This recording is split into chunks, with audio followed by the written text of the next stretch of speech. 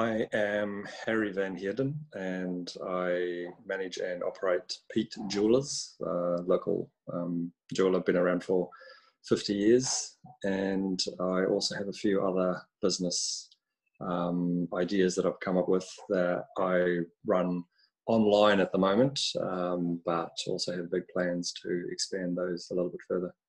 I also have a little dog called Jackson, and very well known around town. He's his own little character, and he seems to love people just as much as they love him.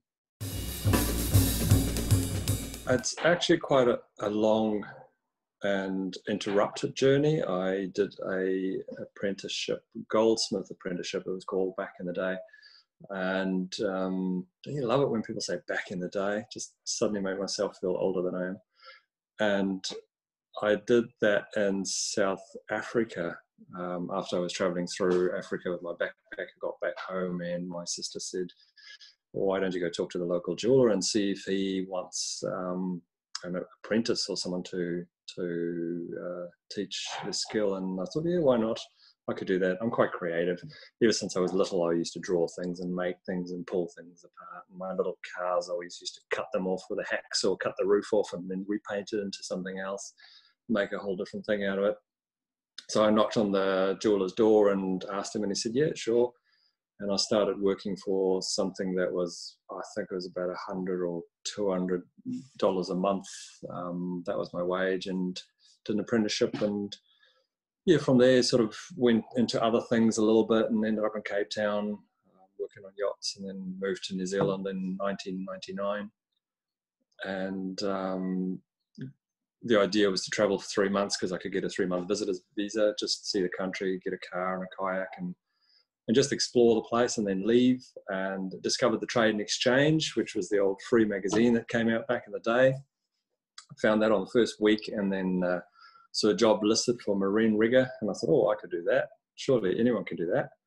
And called the guys up and went for an interview and got a job, started 2 days later, and learned the skill and became a marine rigger, and enjoyed that quite a lot. And then thought I'd try and get a degree or some formal education behind my name, and signed up for medical imaging in Auckland, keeping in mind at the time I was going out with a girl who was studying the same course, so it just made sense that I'd try to be a little bit closer. And so I did the first year radiography and enjoyed it, but it wasn't quite me, and learned valuable lessons about myself, I think, as well as just learning about something new and a different skill. And after that, went back to rigging a little bit, and then got a job at Partridge Jewelers in Auckland, where it was pretty much the first time I got back into the jewellery again since the days in Africa, and worked for them for quite a while, for a few years, until I got married. And my wife was from Tauranga, so originally the progression would have been to move back to Tauranga. And we moved here, and I did jewellery in the garage for a little bit while doing other odd jobs as well. I could pretty much pick up anything and do anything. And then saw an ad. The reason I was looking is I couldn't quite justify a full-time job making jewellery in the garage. So I saw an advertisement for an aircraft engineering apprenticeship. So I thought, oh, that's cool. I can do that. I love airplanes. So I went and knocked on the door, and pretty much got offered a job the same day as well, and started there 2 years down that journey. Made some wonderful friends. One of my best friends still works there, and while working there, the opportunity came up to purchase PEET Jewelers. David PEET was ready to move on. He didn't want to close the doors, and yeah, it was perfect opportunity. He wanted out, I wanted in, and I think it was probably one of the best transitions around. It's been great ever since. It's always a tough question to answer when someone asks you where do you get your inspiration from, because being a creative, you could be reading a book and suddenly think of something completely unrelated, but it's inspiring an idea for a ring, or a whole range, or you'll think, oh, sometimes I'll be making something for a customer, and quite specific to what they want. So we've come up with a design with input from them, so it's very controlled, and the parameters are pretty much set within what you can work with in terms of color of metal, style, gemstones. So we'll be making something, and halfway along the track, whilst making this, I'll see something else that would flow differently and could inspire a whole different range. So from working on one thing, you can see something else coming out of that, and then you kind of scramble to get that down on paper, or make a little sample out of that, and then can't wait to get back to that so you finish the customer's product. And then that's pretty much how ideas go. And then from that one, you'll draw the one or make the one. And while sketching the one, you'll see another one coming out of that one. And sometimes it's quite hard to rein it back and just focus on the one design or the one task at hand.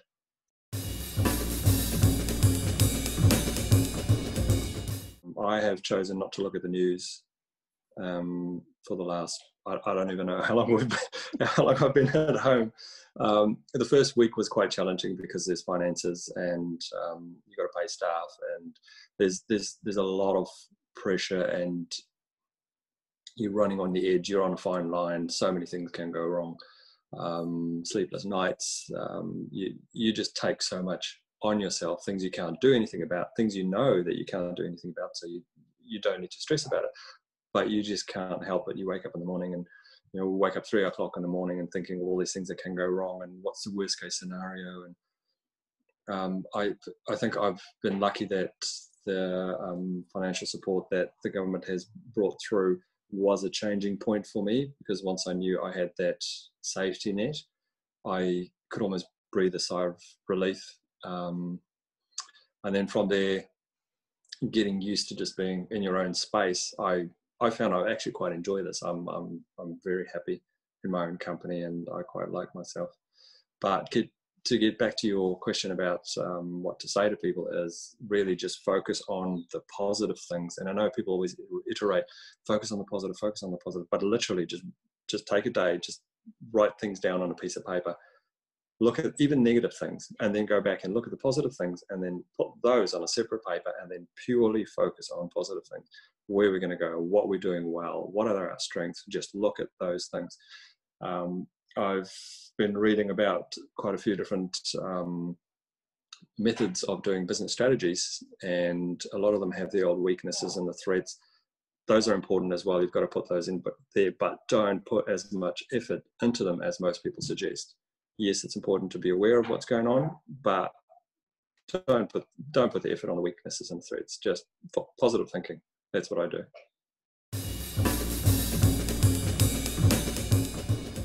Life has been great, actually. Not as many interruptions as normal, which I'm not calling my friends interruptions, but some of them are. We'd be getting up early in the morning. The first week or two has been challenging, because suddenly there's no reason to be anywhere. So I found I slipped into the wanting to watch a movie in the middle of the day, and having a beer by, it's almost 12 o'clock, let's have a beer, and have really enjoyed it, actually, but found it wasn't getting me anywhere, and found I wasn't going through all the stuff I set aside that I was going to do. I have a lot of stuff. As any business and as any business owner, there's always things that you want to do that you have to get around to that you don't have the time to do. And I made a little list of all those things that I want to do and achieve during this time. And I found in the first 2 weeks that I haven't quite found the time to get around to doing those things. And then came to the realization that it's because they are things I really don't want to do. So it's got nothing to do with finding the time to do them. I actually hated those tasks, and it's usually to do with admin and finance and all those sorts of things, which I'm a creative, as you can tell. But we've sort of come into our own little routine. When I say we, Jackson and myself, we'd go to the beach every morning and do a little half-hour run, and come back, do a little bit of exercise, and then just get into work and rewriting business plans all the time. Write a new one. Keep at it. I've picked up a new habit which I'm quite enjoying and seeing lots of benefits from. And what it is, when I wake up in the morning, I have a notepad next to my bed with a pen, and I'll write 3 pages of anything that comes to my mind, anything and everything, just as it pops into my head. I just write it down. Even if I can't think of anything to write down, you write down, I can't think of anything to write down. Literally just write everything down. I call it a brain dump. So every morning I get up and I take a brain dump, and it just gets rid of everything. And I find after I've done that, I can start my day and I feel a lot more focused and a lot more energized and just ready for the day. But still, come 3 o'clock, it's time for a drink or two, or a beer. And I've been making gin. I've made my first gin ever. I love it.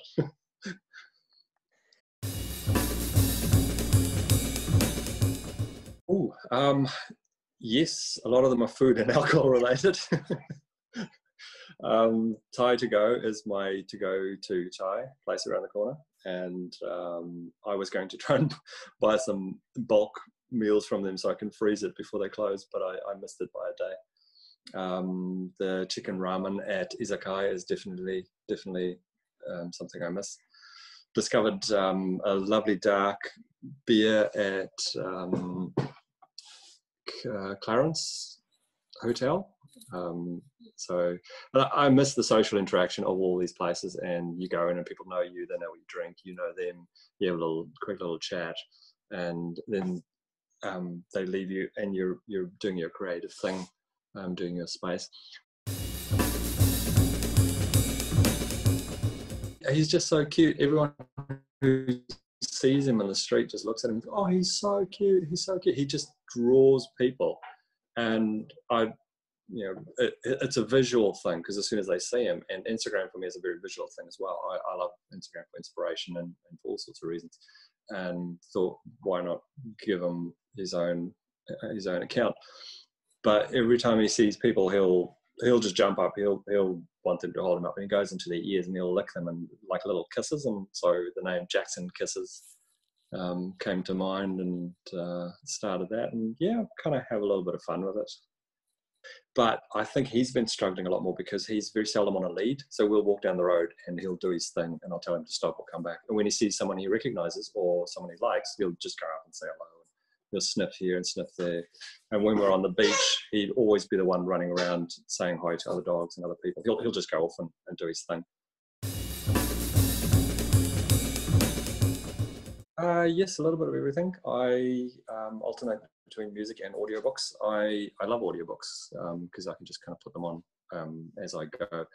The one I'm reading at the moment, or listening to at the moment, is Sam Harris, and it's called Waking Up. And it's about just becoming aware of consciousness and your own consciousness and different methods of meditation. And it's a very different way of looking at life and the world and religion. I really enjoy that. I also look up to Michael Hill and how he's expanded and developed, and how he's gone through life, and how he's had ideas and implemented them and made. He's such a good businessman, irrespective of the product. And so I thought I better read his books. So the very first one I found was a week ago, and it's called Toughen Up, and he wrote that during the last economic crisis. So I thought, oh, brilliant! That's perfect book to read, and it all resonates with what we're doing at the moment. So there's a lot of good stuff coming out of his book, and he's very positive, positively focused, and positively driven. So I highly recommend reading his book right now. Actually, it's a very light, very easy read, and it's all about moving forward, making changes, just learning from your mistakes, just carry on, just keep going forward, and think outside the square, and take risks, which is kind of what we need right now.